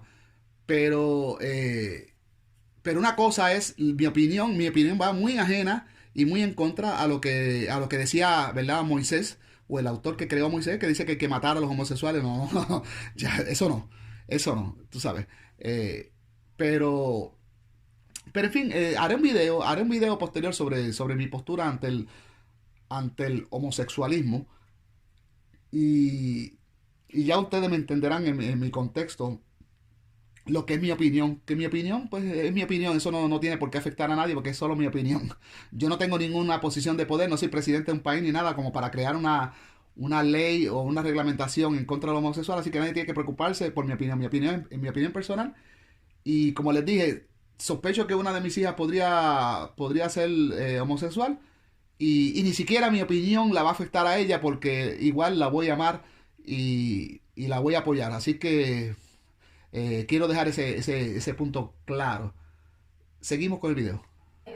Ese es uno de los trenes que la Iglesia está perdiendo, acercarse a los jóvenes, y cada vez muchos más jóvenes se sienten más desconectados de la Iglesia cristiana tal cual la entendemos aquí en España, y yo creo que ese es uno de los motivos. Y ya no solo en el tema de la homosexualidad, del sexo como tal, que yo iba a poner un ejemplo, ¿no? de la Biblia, lo que dice, ¿no? Si alguno se acuesta con varón, como los que se acuestan con mujer, los dos han cometido abominación y ciertamente han de morir. Su culpa de sangre será sobre ellos. Evidentemente la Biblia refleja su visión clara sobre la homosexualidad, y no solo sobre eso, sino también sobre el papel de la mujer, ¿no? Si hablamos de la Biblia como un texto bíblico en el que hay que creer y que hay que seguir la palabra de Dios, ¿no? Por ejemplo, Génesis 3, dijo así, bueno, no sé si es el 13, perdón, dijo así mismo a la mujer: multiplicaré tus trabajos y miserias en tus preñeces, con dolor parirás los hijos, y estarás bajo la potestad o mando de tu marido, y él te dominará. Levítico 12, pero quiero que sepáis que Cristo es cabeza de todo varón, y el varón es cabeza de la mujer, porque el varón no...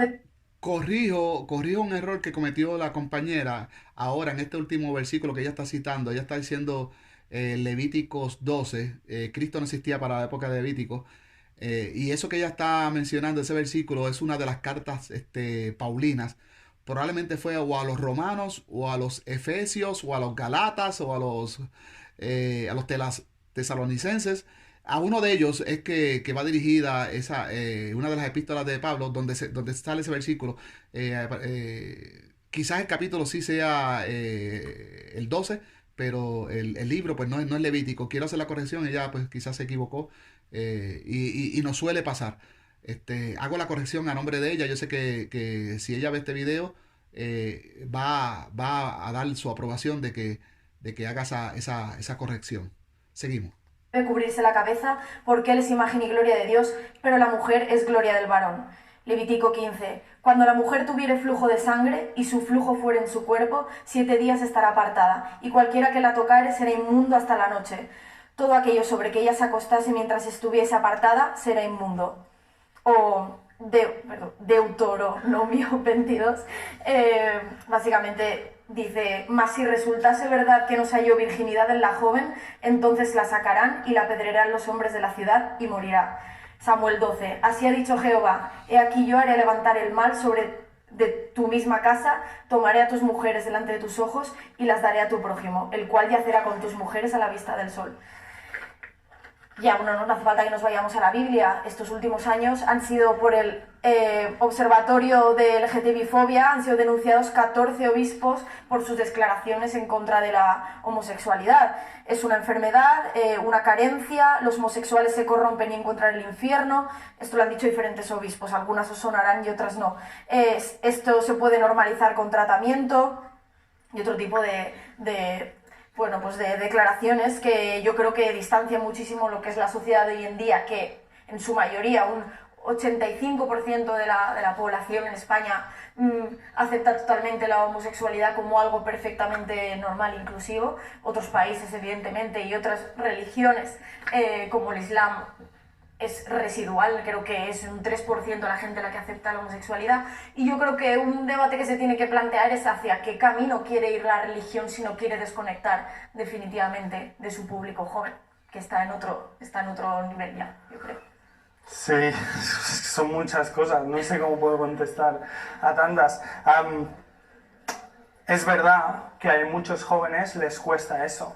Pero bueno, creo que eso tiene mucho que ver con nuestra cultura, una cultura hipersexualizada, con lo cual tiene muchas consecuencias. No estoy hablando solo, estoy hablando de hipersexualización, de la publicidad, del porno, de todo lo que hay detrás, la trata, todo lo que hay detrás, etc. Tenemos que tener cuidado con sacar versos de la Biblia sin el contexto. Es muy difícil responder a 10. Sí. Bueno, en algo sí él tiene razón. Y hablando de España precisamente, Netflix ha subido a su plataforma un sinnúmero de series, películas, valga la redundancia, ¿verdad?, de procedencia española. Y yo creo que podríamos decir que un 90 o un 95% de ellas te incluye escenas y el tema de la homosexualidad, escenas explícitas. Entonces, de cierta manera, y como yo siempre he dicho, la televisión y la prensa siempre tiende a controlar y a moldear las mentes de las personas. Pues esto es un intento más de las grandes élites, de tratar de moldear el pensamiento de las personas, de decirle: mira, sí, eso está bien, tú sabes, eso está bien. Entonces, como yo siempre he dicho, hay muchos ateos que salen en defensa ¿verdad?, del homosexualismo. Y a veces hay cristianos que se confunden y piensan que ser ateo es ser homosexual. Y yo he tenido que aclarar mucho eso en muchos foros. Pero hay muchos ateos que tú los ves por ahí defendiendo: no, que el homosexualismo, que si esto, si lo otro, que si eso es algo normal. Pero muchos de esos ateos tienen hijos e hijas heterosexuales, y si de momento ven que están jangueando o han añadido a su lista de amistades un homosexual, lo primero que le dicen a puerta cerrada, eso no lo dicen en las redes sociales y en las conferencias, lo primero que le dicen: no te quiero con fulanito que es maricón. No te quiero con fulanita que es lesbiana. No, aquí no lo quiero. Aquí. Entonces, ninguno de estos ateos que tú los ves por ahí hablando a favor del homosexualismo, que tienen hijos e hijas heterosexuales, le van a decir a... Yo no conozco un ateo que le diga a su hijo heterosexual, que le diga, mira, eh, si otro niño te quiere penetrar su pene por tu ano, eso es normal, tú lo puedes hacer. Si lo sientes y lo deseas, lo puedes hacer. Puedes hacerlo. Y te puedes meter su pene en la boca y succionarle el pene hasta que él termine en tu boca. Eso es normal. Carajo, nadie, para ningún padre ateo con hijos heterosexuales le va a decir eso. ¿Por qué? Porque ellos saben en lo más profundo de su corazón que eso no está bien, que no es normal nada como ellos dicen y que no es natural. Ellos no quieren eso para sus hijos. Entonces, hay una hipocresía aquí ¿verdad? Entre los ateos que salen ahí en conferencias a defender el tema del homosexualismo, pero a puerta cerrada en su familia no quieren que ninguno de sus hijos sean homosexuales y, inclusive no quieren ni siquiera que sus hijos, por más mente abierta que sea, que anden con un homosexual porque saben que ese es el principio de la influencia y que después pueden terminar siendo homosexuales como sus amistades. Así que quería hacer este paréntesis y hacer esta opinión que es parte de lo que yo hablaría si hiciera un video en cuanto a la homosexualidad. Vamos a seguir. Está claro que nadie cree y sigue las leyes de la forma legal y ceremonial que veíamos en esos textos de hace siglos, siglos y siglos. Nadie piensa que se tenga que apedrear a una persona por tener tendencias homosexuales, desde luego que no. Ya has puesto ejemplos de personas que han dicho cosas que han herido a otras y yo, como he dicho, creo que muchas veces la gente puede equivocarse si odia más de lo que ama. En mi experiencia... Entonces, tengo que hacer un paréntesis. Entonces, si este individuo está diciendo que nadie piensa que hay que apedrear a una persona, pero tiene un texto sagrado, supuestamente inspirado por su Dios, que eso es lo que se le dice a ellos, entonces ya él mismo está aceptando una contradicción. Porque ¿cómo un texto puede ser sagrado y decir una cosa y ya tú, como creyente, como feligrés, como devoto a esa religión, decir que ya nadie piensa que eso es viable? Entonces tú estás declarando ya que eso es obsoleto. Entonces, ¿para qué seguir en una religión, en un pensamiento o en una línea de pensamiento que es obsoleta? Ya mismo está diciendo que nadie piensa y cuando él dice nadie, supongo y asumo que él se incluye de que nadie en su mente, nadie ve como algo viable tener que apedrear a alguien por su preferencia sexual o porque si no llegó virgen al matrimonio, o porque si tuvo la inclinación de adulterar, o qué sé yo. Él mismo está aceptando y admitiendo que estos textos sagrados ya son obsoletos. Que, y miren, el tema de este debate es, ¿tiene sentido creer en Dios en el siglo XXI? Bueno, eh, no sé si es el mismo debate que lo subieron con dos títulos, porque si miran ahí el título que está en pantalla, ahí dice debate atea versus cristianos, religión, ciencia y homosexualidad. Pero si miran en la esquina derecha abajo, inferior, dice next, que sería el próximo video que correría automáticamente. Y es la misma conferencia. Dice, ¿tiene sentido creer en Dios en el siglo XXI? Y yo, si más no recuerdo, con eso fue que empezó la muchacha hablando, eh, ¿verdad? Introduciendo, ¿verdad? Este debate. Ella lo introdujo con ese tema. Entonces, aparentemente, dos personas distintas subieron el mismo video. Sí, y estoy viendo, si ustedes lo pueden ver ahí, en la esquina donde dice Next, ¿tiene sentido creer en Dios en el siglo XXI? Dice que lo subió Fundación RZ. Y bueno, hago hincapié a ese título, ¿tiene sentido creer en Dios en el siglo XXI? Porque eso es lo que estamos hablando y lo que está diciendo este muchacho, que ni sus mismos textos sagrados son coherentes y ni son compatibles con el pensamiento de la actualidad, donde él mismo reconoce que nadie hoy piensa que apedrear, que es lo que dice la ley del Dios este, ¿verdad? De la Biblia, Jehová o Yahvé, como usted lo quiere llamar, que apedrear a un homosexual o a una mujer que llega no virgen al matrimonio o a una adúltera, que, que eso es algo normal y que debe ser una práctica que debe prevalecer. Nadie piensa eso, él mismo lo está admitiendo. Así que eso responde a esa pregunta. ¿Tiene sentido creer en Dios en el siglo XXI? Pues no, no tiene sentido. Si ya los textos no tienen sentido, no son compatibles con el siglo, entonces ¿qué sentido tiene? Vamos a seguir. Muchas iglesias son totalmente hogares que dan la bienvenida a personas que tienen atracción hacia el mismo sexo. Sigo pensando que si el mensaje de Jesús es la verdad, si es cierto, siguen siendo buenas noticias para cualquier persona independientemente de su sexualidad, porque al final has dicho una frase que decía, la iglesia tiene que tener cuidado si no quiere perder a los jóvenes. Pero bueno, es que la iglesia no se inventa las cosas que quiere seguir. La iglesia tiene en el fondo un mensaje, el mensaje de Jesús, y deberíamos hablar más de eso, de Dios y de quién es. Pero el mensaje de Jesús es un mensaje de buenas noticias, que si es verdad son buenas noticias. Si no es verdad, todo está igual. Pero si es verdad, tenemos que tratarlo por sí mismo, no por la... Ok, entonces él mismo dice que si es verdad, todo tiene sentido. Pero si no es verdad, no tiene sentido. Pues ataca ese mismo cuestionamiento, tú mismo lo estás diciendo. Si no es verdad, no tiene sentimiento, pues, no tiene sentido, perdón. Pues audita tu creencia, audita lo que supuestamente Jesús dijo o lo que dijeron los autores que él dijo, audita todo y te vas a dar cuenta que no es verdad. Entonces, la respuesta tú mismo lo acabas de decir, no tiene sentido. Eso es lo que descubrimos nosotros, los que sí hicimos esa asignación de auditar nuestras creencias y nos dimos cuenta precisamente de eso que tú estás diciendo, de que no tenía sentido creer en Dios en el siglo XXI. Y una vez más respondo a la pregunta del título de este mismo video, que alguien más lo subió con ese mismo título. ¿Tiene sentido creer en Dios en el siglo XXI?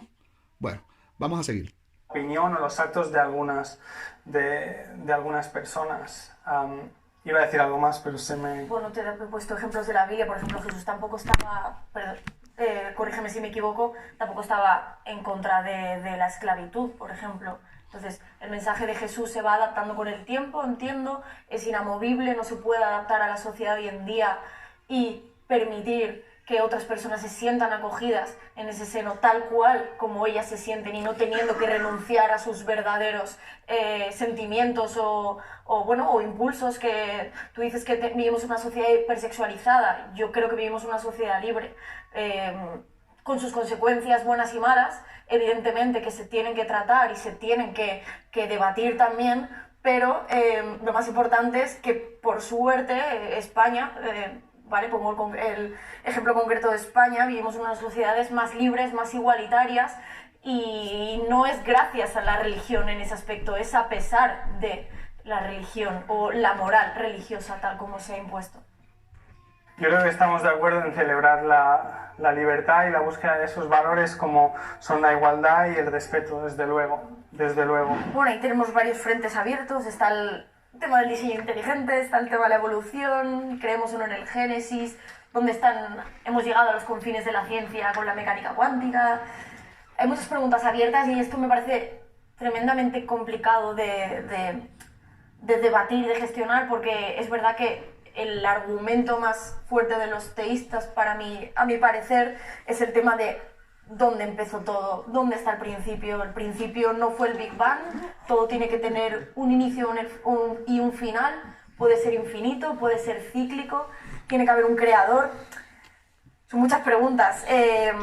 Yo creo que la teoría, o sea, lo que hay que hacer con la Biblia, ¿vale? La Biblia como texto, a mí me parece compatible con la teoría de la evolución y con la ciencia, si no pretende enseñar teorías científicas, sino que si se toma, ¿no?, como un libro religioso, no como un libro de biología. Y entonces aquí entramos, para mí, en el problema del creacionismo, que es tomar literalmente la Biblia como algo cierto, ¿no?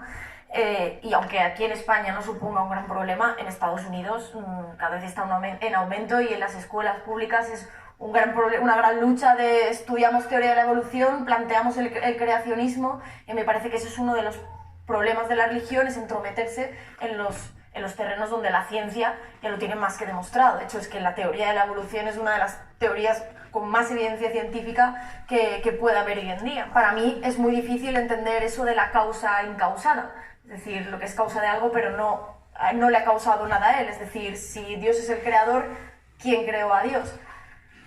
Claro, es que no lo hemos visto nunca en la naturaleza, no lo hemos observado, no hay evidencias de nada parecido, es muy difícil de asimilar. Además, claro, podríamos parar esa cadena causal en el mismo universo sin acudir perfectamente a una hipótesis de Dios. La misma naturaleza puede ser el fin, ¿no? Además, aquí podemos acudir a la navaja de Occam, que si tenemos dos problemas, ¿no? Que si creemos en la naturaleza como tal, en un universo observable, y creemos en Dios, nos plantea dos problemas: cuál es el origen del universo y cuál es el origen de Dios. Sin embargo, si creemos que todo lo que vemos en el universo observable va a tener una explicación por sí misma, aplicamos la navaja de Occam, que al final, ante dos explicaciones, pues quedémonos con la más sencilla. Y además, yo creo que otro argumento respecto al argumento del diseño inteligente es que en la naturaleza hemos visto que es posible diseñar organismos complejos sin la necesidad de un diseñador como tal. Esto lo hemos visto en el darwinismo, es una de las lecciones que nos dejó, que es posible obtener complejidad a partir de la simplicidad, sin necesidad de un ingeniero, ¿no? La selección natural lleva haciéndolo eones con los seres vivos, desde la simplicidad hasta la complejidad, sin la necesidad de un arquitecto o un diseñador. Ok, sí, lo que ella dice es muy cierto en cuanto a lo de la selección natural, ¿verdad? Según Darwin. Esa es la parte de la teoría de la evolución en la que estoy en acuerdo. Sin embargo, hay muchas posturas de la evolución de Darwin en la que no lo estoy. Y algo que ella mencionó, y respeto lo que ella dice, pero quiero hacer una aclaración.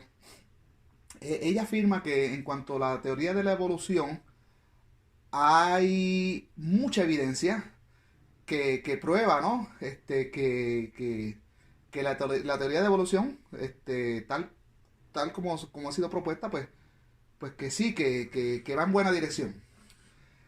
Yo tengo que decir que si hay suficiente evidencia o no, eso lo determina la mente que se convence por esa evidencia. Entonces, no podemos decir así o aseverar de que hay suficiente evidencia para probar la verdad, la teoría de la evolución, porque eso lo determina la mente que se convence o no con esa supuesta colección de verdad, de evidencia. En mi caso, como muchos otros ateos, la evidencia que hay existente sobre los postulados, ¿verdad? De la evolución, evidencia que supuestamente afirma que la teoría de la evolución va en buena dirección, para mí no es suficiente. Para mí no es suficiente. Pero hay unas mentes que son un poquito menos escépticas que yo, menos complejas que yo, que con un poquito de información se convencen y ya para ellos es suficiente.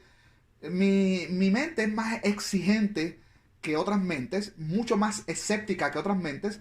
Entonces, para mí, la evidencia que hay, no podríamos decir, ¿cómo podríamos decir? No aclara muchas interrogantes que tengo, para nada, no prueban nada. Y sí, hay alguna evidencia que sí, que sí nos dice que ciertos postulados, es que la teoría de la evolución es compleja, no es solo, tiene muchas ramificaciones. Entonces hay ciertas ramificaciones de la teoría de la evolución que sí han sido probadas y que sí nos está diciendo, pues sí, vamos en buena dirección en cuanto al tema de la evolución, pero hay otras ramificaciones que no. Que la evidencia nos está diciendo: aquí hay algo, aquí falta un eslabón perdido, aquí hay algo que no cuadra, aquí hay algo que no me convence. Entonces, en ese sentido, pues yo tengo que decir que afirmar que la evidencia que hay supuestamente a favor del tema de la verdad de la evolución, pues depende de la mentalidad que analice esa evidencia. Tú puedes venir a un congreso de personas con todas las evidencias que tú tienes en contra ¿verdad? A favor de la evolución, presentárselas a ese congreso, y quizás con esa evidencia puedes convencer a 1% de la verdad de las personas en ese congreso, pero al otro por ciento no. Pues dejándonos llevar, ¿verdad? Por ese ejemplo hipotético, pues yo soy de esas personas de ese congreso que no me convenzo con esa supuesta evidencia. Necesito más y espero por más. Tengo esperanzas que las mentes que investigan, que los arqueólogos y los científicos van a seguir encontrando evidencias que o que empujen más, ¿verdad? La información y el conocimiento hacia la dirección donde vamos, ¿verdad? En cuestión de la teoría de la evolución, o que nos detenga en la dirección que íbamos y que nos lleven por otra dirección. Una de las dos cosas va a pasar según el conocimiento siga acumulándose. Bueno, vamos a seguir. Yo no creo que vaya a terminar este video, porque aunque el video fue de 40 minutos por mis intervenciones, pues ya vamos creo que por 1 hora y media. Vamos a ver, voy a tratar de terminarlo. Si usted está hasta este punto, pues, y le interesa mis comentarios y lo que están comentando los exponentes, pues qué bueno. Si no, usted está en su derecho de tener este video aquí y puede continuarlo en otra ocasión. Usted puede hacer como hago yo, que yo tengo un playlist de todo este tipo de conferencias. Usted puede añadir este video a un playlist y lo ve poco a poco, con calma. No tiene que verlo todo de un cantazo. A mí siempre mi esposa me ha sugerido que haga este tipo de videos en primera parte, segunda parte, tercera parte. Pero yo no quiero hacerlo así. Yo lo hago en una sola entrega y usted misma lo va a dividir en partes. Usted lo ve hasta donde pueda, lo para, haga un playlist con este tipo de videos míos y de otros expositores y lo termina en otra ocasión. Y si el tema es interesante, pues lo va a ver ¿verdad? En una sola entrega, en una sola visita. Continuamos. El mismo Papa aquí ha dicho que la teoría de la evolución y el Big Bang son reales, que Dios no es un mago con la varita mágica, ¿no? Papa Francisco lo dijo hace poco. Al final el conocimiento científico va avanzando y es también un motivo por el que la religión no tiene ya ese papel fundamental que podía tener hace miles de años de explicar las cosas, porque antes mirábamos a las estrellas y que veíamos dioses. Ahora esto pensaríamos que nunca íbamos a solucionar este dilema. Ahora sabemos lo que hay ahí detrás. Yo creo que el camino para conocer el universo que conocemos es el método científico y algún día lo resolveremos. A mí no me supone un problema admitir que muchas veces la Iglesia, aunque es muy difícil decir que es la Iglesia ha metido la pata y a veces en el campo de la ciencia también ha ocurrido. Básicamente, para resumir, creo que no hace falta elegir entre una explicación científica y la explicación de Dios. Creo que no son incompatibles y eso es algo a lo que tú, Rocío, ya has explicado, ¿no? Yo soy cristiano y aún así la ciencia me encanta y me apasiona ver los avances de la ciencia. Pero no deberías tomar mi ejemplo. Basta que veas los padres de la ciencia moderna. Muchos de ellos eran teístas, creían en un Dios. Copérnico, Galileo, Newton, Boyle, Maxwell, Faraday, Pasteur, Pascal. Fue Kepler, el del movimiento de los planetas, quien dijo que cuando estudiaba el universo, él estaba... Ok, aquí hago otra pausa. Él menciona una serie de científicos que eran teístas, que eran creyentes. ¿Y sí? Claro, por ejemplo, Copérnico, Galileo, Galilei eran católicos, es igual que cualquier postura que yo escriba ahora, pues también puede decir, mira, José Dávila era ateísta. Claro que yo era ateísta, pero ahora no lo soy. En aquel entonces, en la época medieval, cualquier escrito que tú dijeras, o que tú escribieras, perdón, en contra de los dogmas católicos, eras considerado un hereje y la Inquisición iba a caer sobre ti. Entonces, no podías declararte ateo, así abiertamente como lo podemos hacer hoy en día, sin tener ningún tipo de consecuencias. En aquel entonces habían consecuencias y eran consecuencias fatales. Así que, como que está manipulando la información que para el que no entienda estas cosas va a decir, bueno, mira, estas personas eran... No, ellos... muchos de los científicos hoy que son ateos vienen de la religión. Fueron religiosos en algún momento, pero estudiando la ciencia, estudiando el mundo, se dieron cuenta de que el mundo no tiene nada que ver con dioses ni nada de esas cosas, entonces fueron abandonando las religiones. Vamos a seguir. Pensando los pensamientos de Dios. Incluso si miras a científicos de hoy en día, también verás a científicos de renombre mundial que no tienen ningún problema en llamarse cristianos. Gente como Alistair McGrath, profesor en Oxford, John Lennox, profesor de matemáticas en Oxford, Dennis Alexander, biólogo, Art Lewis, profesor de física en la Universidad de Oxford también, Francis Collins. Según el estudio 100 años de premios Nobel, publicado en Los Ángeles en 2005, el 65% de premios Nobel entre 1901 y el 2000 creían en Dios. Yo creo que la ciencia nos sirve para ver muchísimas cosas de cómo funciona el universo. Mencionas el caso de la evolución. Yo no tengo ningún problema con la selección natural, sería muy difícil tenerlo. O con la evolución a según qué escala. Para nada, no tengo ningún problema. De hecho, como muchos cristianos, me parece un mecanismo elegante. Son palabras de Francis Collins, como os digo, el director del proyecto Genoma Humano. Él dijo que le parecía elegante si Dios hubiera decidido crear a través del diseño. Has mencionado el creacionismo y has dicho es muy peligroso leer la Biblia como si fuera cierta. Yo no estoy de acuerdo con el creacionismo, pero cuidado, la Biblia no te dice la teoría del creacionismo. De hecho, creo que la Biblia no es un manual de ciencia y no deberíamos tomarla como tal. La Biblia nos habla de que en el principio Dios creó, pero no nos dice cómo. Por tanto, yo puedo estar no de acuerdo con el creacionismo, pero seguir pensando que la Biblia es cierta porque no me restringe a creer una teoría específica. Entonces, él dice que la Biblia no dice cómo creó.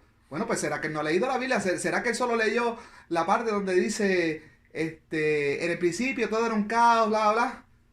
Léase la Biblia, que dice que el primer día hizo una cosa, en el segundo día hizo otra, de que el hombre lo hizo y que de la arcilla, ¿verdad? Del barro, de que la mujer la hizo y que de una costilla del hombre. ¿Cómo que no dice cómo lo creó? Si lo dice la Biblia, entonces, vamos, no presuma de la ignorancia de la Biblia, y menos frente a un público, ¿no? Yo creo que aquí, pues, nos quedó mal el expositor cristiano, porque está develando que él no ha leído la Biblia, al afirmar de que la Biblia no dice cómo este Dios en particular, de los judíos, el Dios de Israel, Jehová o Yahvé, cómo él hizo no a la humanidad, sino a los judíos. Porque si bien tú sigues leyendo la Biblia, ya habían, la misma Biblia admite que habían otros seres humanos, porque cuando Caín, por haber matado a su hermano Abel, es condenado a estar errante en la tierra, él tenía miedo de que lo fueran a matar. ¿Quiénes lo iban a matar? Y no solo eso, sino que él fue a una ciudad, ya había una ciudad, y ahí conoció a su mujer. Entonces la misma Biblia admite, ¿verdad?, los errores de los autores, esos ups que se le van a los autores, de que cuando Yahvé hizo a los judíos, habían ya otros seres en la tierra. Para mí no hay ningún problema en reconciliar la explicación de Dios con las explicaciones que nos dan la ciencia. Al contrario, muchas veces me apasiona ver eso, ¿no? Me pones el ejemplo de que muchos de los grandes científicos de la historia han sido creyentes, pero claro, es que es un poco trampa, porque hasta hace pocos años casi ni había opción de no declararse creyente, y los que lo hacían eran vapuleados y relegados, como podía ser Darwin, que se manifestó como agnóstico, pero luego Einstein, que se le malinterpretaron muchísimas palabras, pero también era ateo. Luego, con los años, evidentemente, la gente ha podido más manifestar su verdadera creencia respecto a un Dios, ¿no? Y de hecho, tengo un dato de todos los premios que se han dado de la National Academy of Science, que es como la entidad más prestigiosa, de las más prestigiosas de Estados Unidos. Solo un 7% de los premios de la National Academy of Science se autodenominan como creyentes. El resto se denominan o agnósticos o ateos. También podemos verlo en general, es que los datos son siempre Estados Unidos, en España hay muy pocos, pero un 15% de los científicos en general solo se determina como creyente. yo no veo que haya una incompatibilidad, sí que veo que el problema es cuando se intenta pisar desde ese lado, y ahí yo creo que estaremos de acuerdo los dos que eso es una intromisión de los textos bíblicos o de la interpretación que le des tú a la Biblia respecto a una educación que debería estar libre de ese tipo de dogmas, debería estar de la mano de la ciencia y de lo que la ciencia ha demostrado, ¿no? Yo creo que ahí podemos estar completamente de acuerdo. Y yo creo que no van, que es que van de la mano, o sea, yo creo Bueno, que no en la tenemos... realidad hay problemas para que vayan de la mano. Pero puede haberlos, pero no tiene por qué. Y de hecho me parece interesante lo que decías, ¿no? De que decías, bueno, es que antes los científicos era el campo de juego. Pero no estoy simplemente diciendo que ellos, pues aparte de ser científicos, mantenían una fe al lado. No, estoy diciendo que para muchos fue precisamente creer que había un Dios el que les empujó hacia la ciencia. Las conclusiones que daría yo, bueno, es que no hay una conclusión. Lo acaba de admitir, que la creencia en Dios los empujó a la ciencia. ¿Por qué los empujó a la ciencia? Porque había algo que no les cuadraba.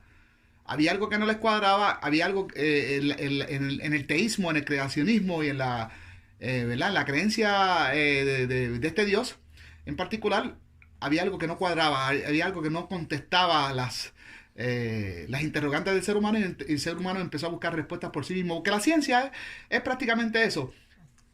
Como he dicho en otros videos, todos nacemos científicos, no nacemos religiosos. Y la ciencia empieza cuando un niño empieza a preguntar, papi, ¿qué es esto? Papi, ¿qué es lo otro? Cuando empieza a curiosear, a ver para qué funcionan las cosas. Eso es ciencia. Y eso fue lo que empezaron a hacer los hombres cuando la religión no respondía a las interrogantes del ser humano, y empezó a buscar sus propias respuestas por su lado. Y eso es lo que llamamos ciencia.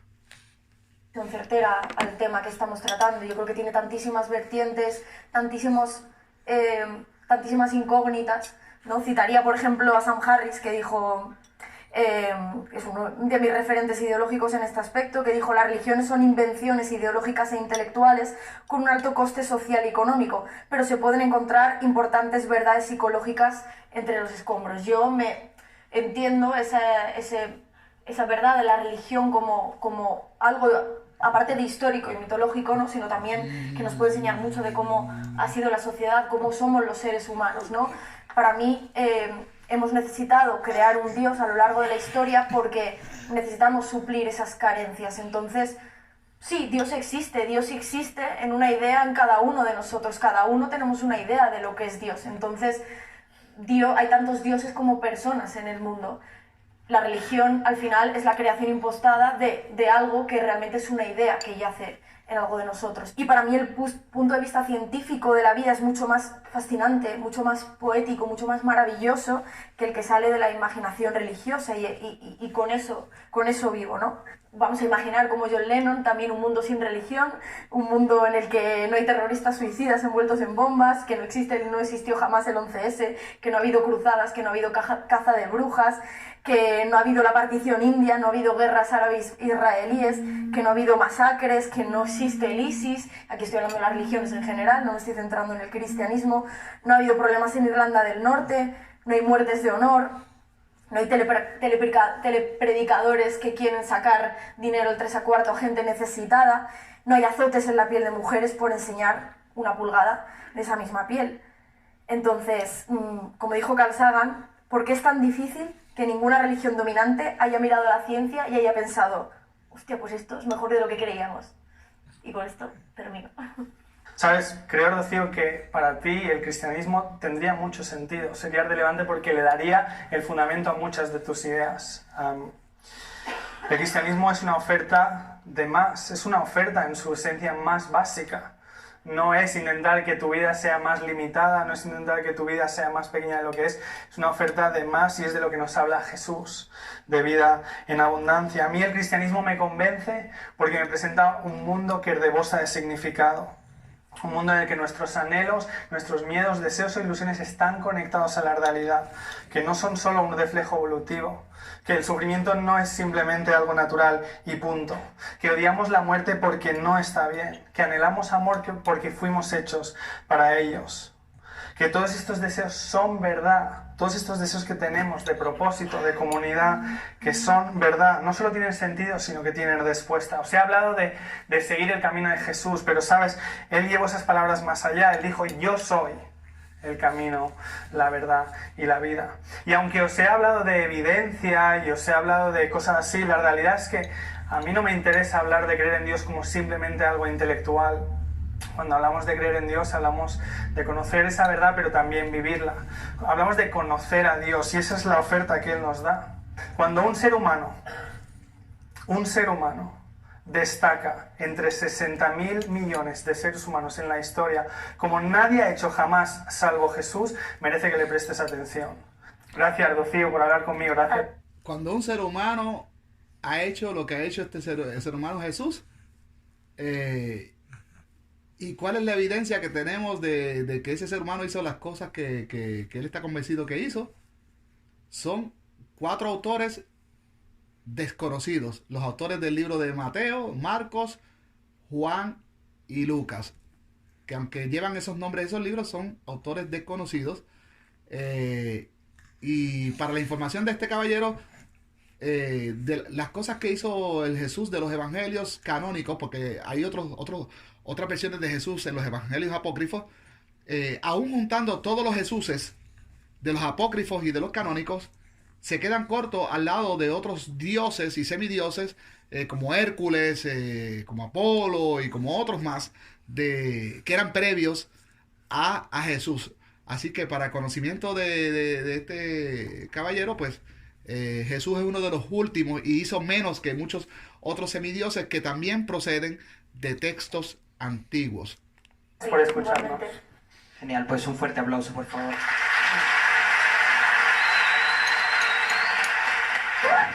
Enseñar religión deberían estar representadas todas, no solo la religión católica, como era hasta hace poco en España. Yo nunca fui a religión en el cole.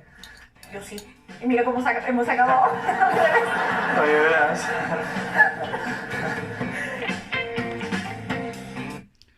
Bueno, hasta aquí dejamos este análisis y con la intervención, ¿verdad?, de este servidor.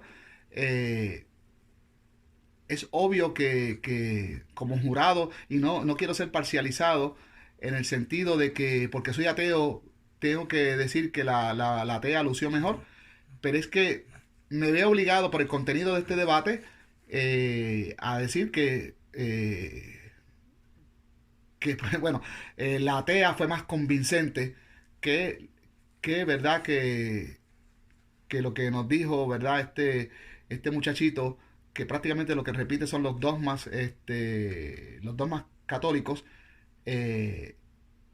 y bueno, dogmas católicos que ya todos conocemos y que son bien, inclusive en varias ocasiones él tuvo que aceptar, por ejemplo, cuando tuvo que reconocer que la iglesia se está desconectando de la juventud, de las nuevas generaciones, tuvo que reconocer de que la iglesia ha hecho un montón de atrocidades, y en fin,